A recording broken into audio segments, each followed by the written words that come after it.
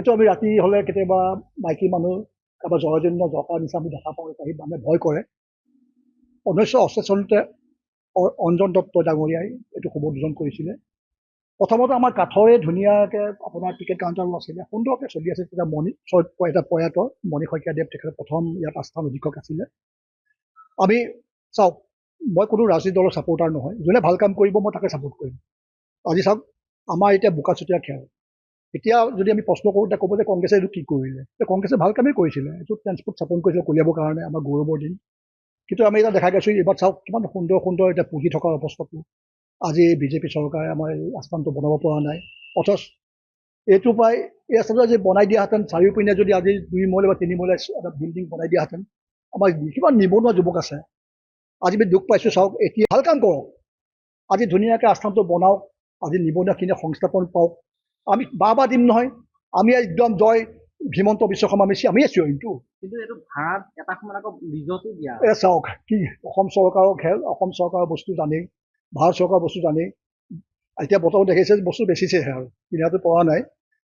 এয়া চাওক বস্তুটো আস্থানটো প্ৰথমতে সুন্দৰকৈ চলি আছিলে, মানুহ আহি বহে, ইয়াতো চাহ খাই ধুনীয়াকৈ টিকেট কাটি দিয়ে, মানুহে ঘৰে আৰু ইপিনে সোমাই ইপিনে ওলাই যায়। তাৰপিছত কি হ'ল, অসম চৰকাৰ চলাব নোৱাৰাৰ কাৰণে চিনাকি চাগে কোনোবা আছিল চাগে, লিজত দিলে। লিজত বোলে 25 বছৰ নে কিমান বছৰ লিজত লৈ পেলাই তেখেতো নোৱাৰি এটা মাৰোৱাৰীক দিলে, আকৌ লিজৰ ওপৰত লিজত দিলে। মাৰোৱাৰীটোৱে আকৌ পিছত হেৰি দিব নোৱাৰি, সি পলাল। তাৰপিছত কি শুই গ'ল। মাজতে আমাৰ স্থানীয় বিধায়ক মন্ত্ৰী মহোদয়, আমাৰ শ্ৰদ্ধাৰ কেশৱ মণ্ডল, আমি মানে আমাৰ দুৰ্গা মন্দিৰতে বহি আলোচনা কৰিছিলোঁ। তেখেতে আমাক মানে কৈছিলে যে আপোনালোক লাগক, মই এইটো কিবা কোনো হ'লেও এটা কমপ্লেক্স বনাই দিম, কমপ্লেক্স বনাই নিবনুৱাখিনিক ময়ে সংস্থাপন কৰাই দিম। তেওঁ আশ্বাস দিছিলে আমাক। কিন্তু আশ্বাসটো আৰু চাওকচোন, আজিকালি আৰু আশ্বাসটো আশ্বাস হৈ থাকে।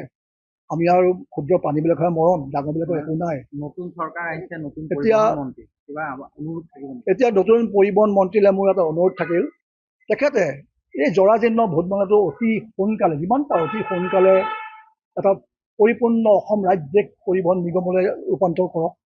আমিও নতুন বাছ দুখনমান ইয়াত উঠি মজা লওঁ, আৰু ইয়াত যিমান আপোনাৰ যুৱক আছে, নিবনুৱা যুৱক আছে, চাৰিওপিনে ধুনীয়াকৈ এটা বনাই দিলে তেওঁলোকৰ আৰ্থিক সহায় হ'ব। গতিকে মই নতুন পৰিবহণ মন্ত্ৰীলৈ এটাই অনুৰোধ কৰিম, অতি সোনকালে আপোনাৰ বিনম্ৰভাৱে মই এতিয়া বিনম্ৰতাহে কৈছোঁ, আৰু কামটো আমাৰ হ'ব লাগেতো, গতিকে মই তেল মৰা নিচিনা হ'ব এতিয়া, আৰু বিনম্ৰতাৰে মানে আপোনাক মই কৰিছোঁ এই সাম্যত মাধ্যমৰ যোগেদি, আপুনি অতি সোনকালে কলিয়াবৰ তিনিআলিত এই বাছ ষ্টেণ্ডটো আকৌ 88 চনলৈ যিটো হৈ ৰূপ লৈছিলে সেইটো আকৌ ঘূৰাই নিবৰ কাৰণে মই কৰজোৰে প্ৰাৰ্থনা জনাইছোঁ। যিকোনো খবৰৰ বাবে যোগাযোগ কৰক আমাৰ এই নম্বৰত 9181 307 2221।